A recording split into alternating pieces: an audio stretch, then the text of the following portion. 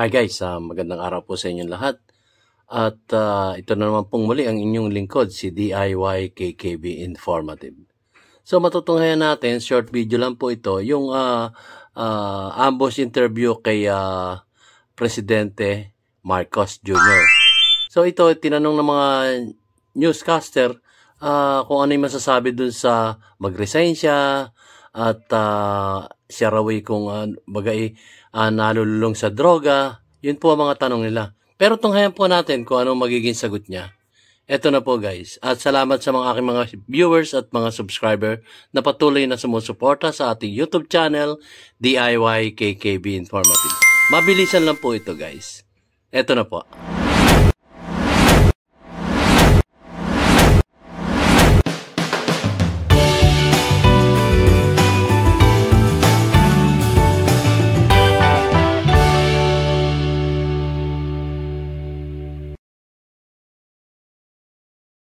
President Duterte last night, drugs and initiative, and I'm urging you to them to resign. Resign po.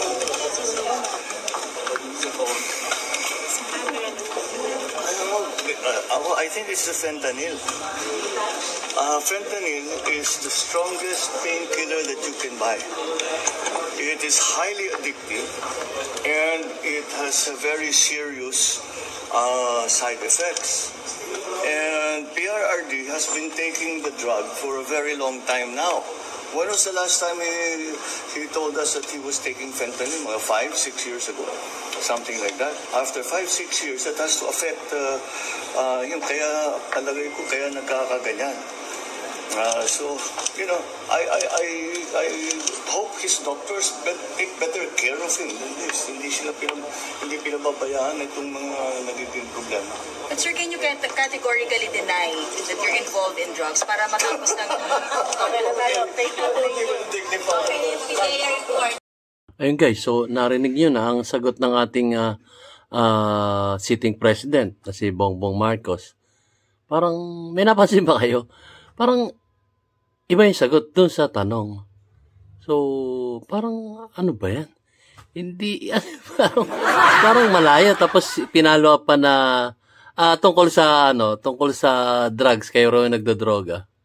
So, ang naintindihan ko lang yun, it's undignifiable o undignifiable. Ganon. So, ulitin nga natin. Parang, nabingi yata ako doon sa mga sagot o hindi ko lang narinig kung ano yung totoong sagot niya. So, ituloy po natin guys. Kasi, medyo nahihirapan akong i-analisa kung ano yung sagot niya doon sa tanong ng mga newscaster. So, ituloy po natin guys at ulitin natin. President Duterte last night, drugs and initiative, and I'm urging you to them to resign. Resign po. Yun, yung tanong ha. Ang sagot. I think it's the fentanyl. Ang fentanyl? Fentanyl is the strongest painkiller that you can buy. It is highly addictive and it has a very serious side effects. And PRRD has been taking the drug for a very long time now. When was the last time he told us that he was taking fentanyl? 5-6 years ago. Something like that. 5-6 years. That has to Ayun guys, ang cellphone ko nalaglag. Alam nyo ba yun, yung para bang tayo may tinatanong, may ini-interview, tapos nakaupo tayo sa bangko. Biglang may sumagot na kagulat-gulat, nalaglag sa bangko, yung nag-i-interview. Parang yung cellphone ko nakikisama, ano ba yan? Nalaglag yung cellphone ko. Parang hindi umaayon doon sa sagot kasi malayo doon sa tanong. Ano tong cellphone ko. Ito na nga lang yung cellphone ko, mababasag pa. Huwag ka naman makisama sa itong cellphone ko talaga. Nakikisama pa doon sa aking binablog. Nalaglag guys. Bagsak talaga. Aba naman yan. So, ituloy natin guys. Ayusin ko na itong aking holder ng cellphone para na sa ganun maintindihan natin. Kasi hindi ko talaga maintindihan eh. Ulitin natin guys, kung ano yung sagot na sa tanong ng ating PBBM tungkol dito sa sinabing drugs, magre-resign, ganon. Tuloy natin guys. nights of drugs and exposure there. And then urging you to them to resign. Resign po.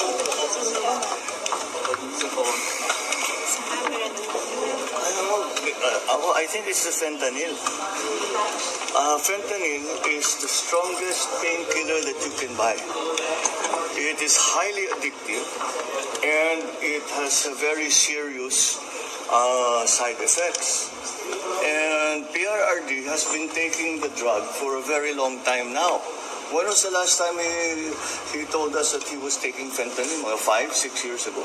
Something like that. After 5-6 years, that has to affect yung kaya palagay ko kaya nagkakaganyan. So, you know, I hope his doctors take better care of him than this. Hindi pinababayaan itong mga nagiging problema. But sir, can you categorically deny that you're involved in drugs para matapos ng... Tinawanan lang kayo. Oh. Ayun guys, so napakalayo ng sagot dun sa tanong ng mga reporters. Ang haba pa ng pag-iisip niya. Siguro umabot ng mga 3 to 5 seconds bago siya sumagot dun sa tanong ng mga reporter. Ambush interview ito eh. So, parang ang layo. Ang layo po. Pangulo, ang inyong sagot dun sa mga tanong ng reporter. Napunta dun sa pentamil o fentanyl na iniinom ng Pangulong Rodrigo Roa Duterte. Hindi naman po yung tanong. Kaya yun, sumagot yung ating dating Pangulong Rodrigo Roa Duterte, si Tatay Digong, patungkol dito sa pentamil na sinabi mo, hindi naman niya yung tanong. Ang tanong, may sinabi sa prayer rally na magre-resign kayo, o kung ano pa man, tapos yung sa drugs nyo, kung totoo, para matapos na ang usapan na to. So, ang layo po, tapos indignifiable yung tungkol sa drugs nyo. So, ewan ko. Di ba? Kaya, iwanan natin kung gusto nyo ulit marinig yung tanong at sagot niya. Sige nga, ulitin natin one more time.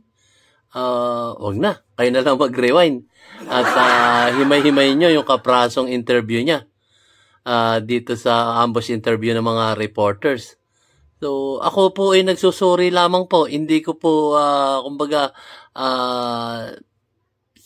sinadya na i-video to para mapahiya ang ating Pangulo. Hindi po ganun ang aking Kaya lang po, sinuri ko lang po yun sa kanyang sagot dun sa tanong mga newscaster.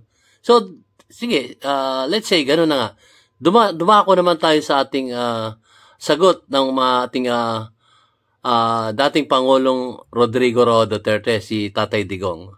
So, punta po tayo doon. Kung ano yung naging sagot niya doon dito sa sagot niya doon sa mga news reporter na kakaiba yung sagot niya. Hindi na ayon doon sa tanong. Sige. So, ito na po yan, guys. Sagot niya sa pentamil. Cardinal Santos. And I was examined also by Dr. Ipon, forgot his name. But one of the things that was prescribed since I was in pain before ako tinusok dito, I was given fentanyl, kaya doon ko nakilala yung fentanyl. And as a matter of fact, yung word fentanyl came out from my mouth first.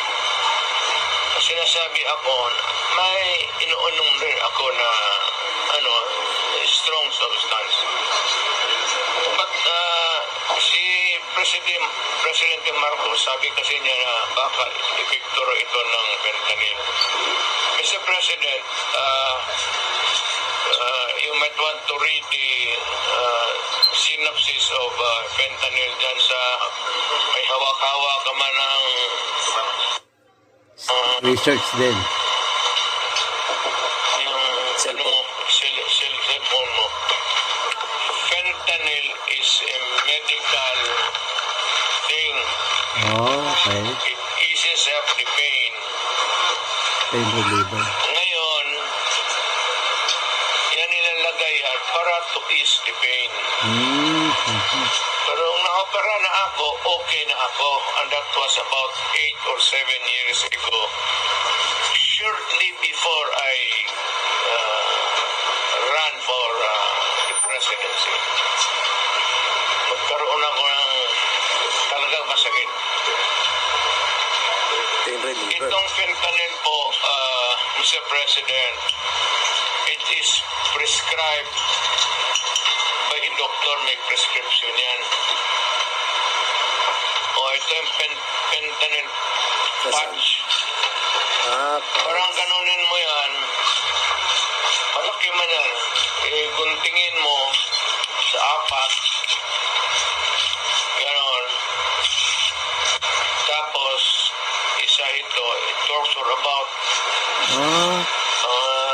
6 hours, 7. Para sa lompas. Palitan mo na naman. Para sa lompas. And it is prescribed by the doctor.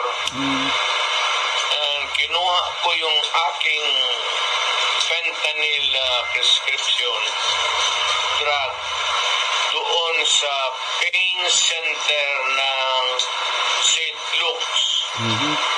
At nalaala ko pa ang nagbigay sa akin noon si Dr. Javier. So I'm giving you the name and my doctor. Pagkatapos noon po, gumaling na ako, Mr. President. Hindi na ako nag-fentanyl. Hindi ko na kailangan eh. Ngayon, yan ang bumulta ka sa akin ng ganon. Tatanungin kita, yung cocaine, may prescription ba yan? Ayun. Ano ba yan? Ulitin nga natin, guys. Kinukuha yung supply mo. Alam ko ang tao nung dumadala sa dyan, Malacan yan. Badi-badi mo yan sila. Ulitin nga natin yan. Yan ang bumulta ka sa akin ng ganon. Tatanungin kita, yung cocaine, may prescription ba yan? Ayun. Ano ba yan? Ulitin nga ulit natin. Yan ang bumulta ka sa akin ng ganon. Tatanungin kita, yung cocaine, Yun. may prescription ba yan? Ano ba yan? Saan mo kinukuha yung supply mo? Alam ko ang tao nung dumadala sa dyan, Malacan yan. Badi-badi mo yan sila. As a matter of fact, yung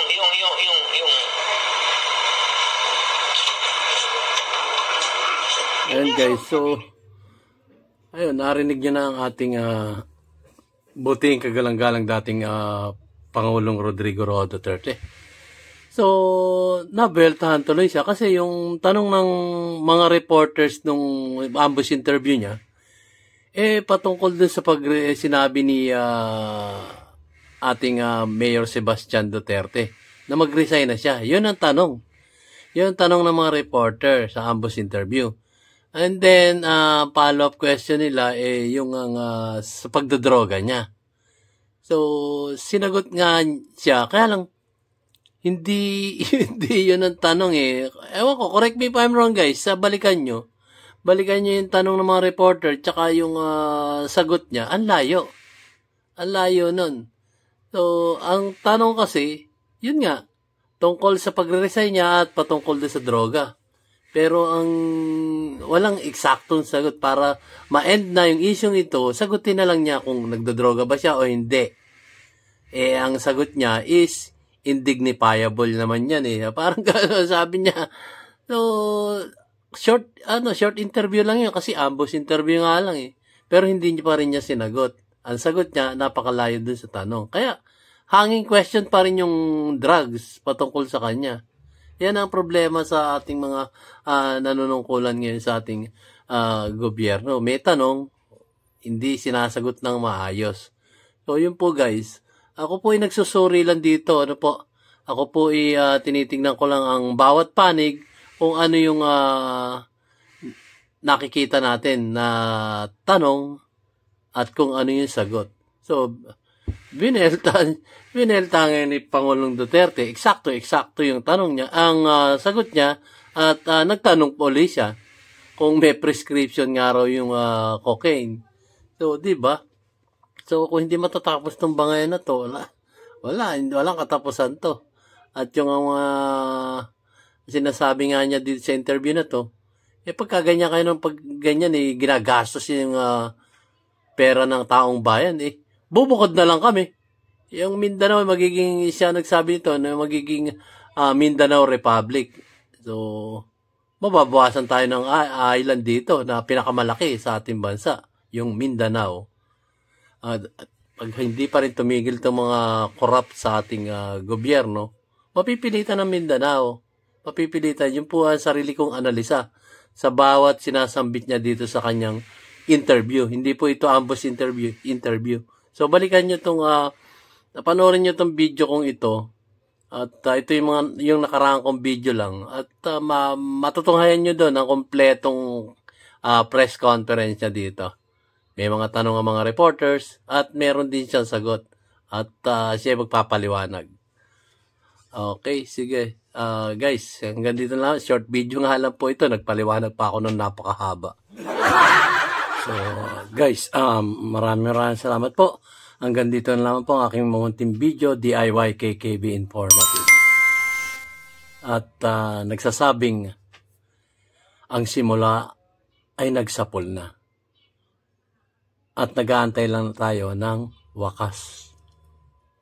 So, maraming salamat po guys. See you on my next vlog. Nalaglag ako sa bangko ko.